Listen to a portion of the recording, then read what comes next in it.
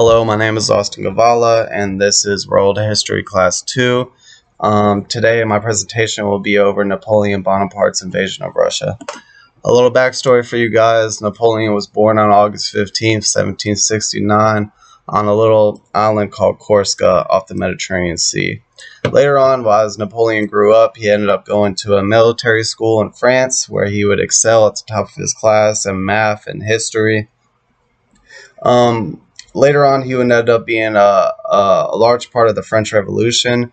While the French Revolution was going on, he ended up being a commander, and as the mob that were against the government were coming in to attack the fortress, Napoleon actually pointed his cannon right at the crowd and opened fire.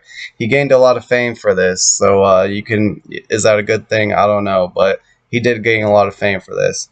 So after this, Napoleon works his way up to power and becomes dictator of France. So as he's dictator of France, he gains a lot of victories. He takes control of most of Europe, and if Europe's not under French control directly, they're allied with them. Now, one of the countries that was his biggest contender was Great Britain. So Great Britain's on an island, so it was hard for him to invade, but he needed to find some way to destroy them. So he ended up doing a trade embargo on Great Britain, so that means no goods coming in, no goods coming out. So everybody was supposed to be on with this trade embargo for Britain, but Russia was not keeping up its end of the deal. It was continuing trade with Great Britain, sending goods in and out. So Napoleon did not like this, so he ends up sending a large army on the borders of Russia, but the Khazar still doesn't stand down, still does what he does. So Napoleon ends up marching his army over into Russia. So his army consists of about over 500,000 troops, and he marches those troops into Russia. And at first, it looks good. He's getting a lot of victories, but the Russians don't fight him on an open battlefield like per se like they would in other countries. The Russians have these little skirmishes, and then they retreat. So Napoleon ends up making it straight to Moscow. He gets to Moscow. There's a little battle for Moscow, and he takes the city. Later that night, the Russians were going by a strategy called scorched earth strategy. So that means every time they would retreat, they would take the food, destroy the food, burn everything. So as soon as Napoleon got the city that night, Russian troops burnt the whole city, set the whole thing on fire. So Napoleon's watching the city burn before his eyes. This is his prize. This is why he's here, and it's just burning. It's lighting up before his eyes. So everything that his army desperately needed, food, ammunition, clothes, warm clothes for the winter, everything is gone. So at this point, Napoleon thought as soon as he took the city that the Russians would surrender, that Moscow was his and that would be it. But that just wasn't the case. The Russians were a little bit more stubborn than that. So the Russians didn't surrender, and Napoleon ends up finding out that he needs to get out of there or else his whole army is just going to die from hunger. So he ends up starting to march his army straight back to France, and on the trail back, his men are dying at alarming numbers from the cold, from hunger, and from Russian troops on their tail.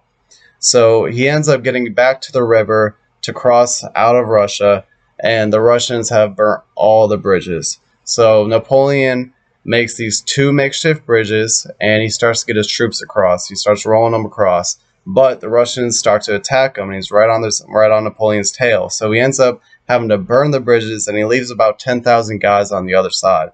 It takes off.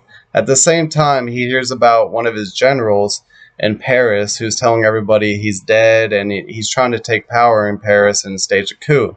So Napoleon hears about this, and he leaves his army and he races back to Paris.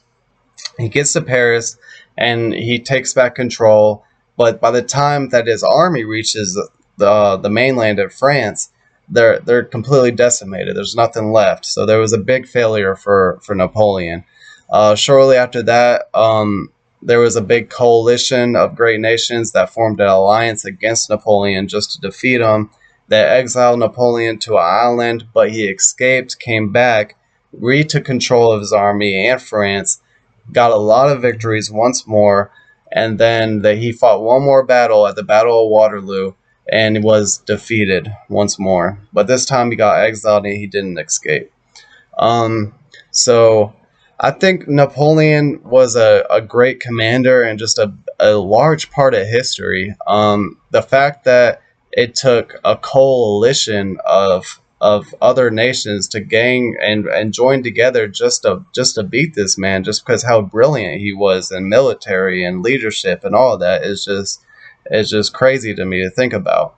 Um, he's important even in American history. We bought Louisiana from Napoleon, so Napoleon gave us territory that would later become the nation of America, or was already American territory. So it's just, to me, he was a great leader and a great part of history. Um, Napoleon was always at war, so France was always at war with somebody because they were conquerors. They're taking people's territory, and so they were always at war with somebody. Napoleon was dictator for the whole time, so he was king the whole time he was there.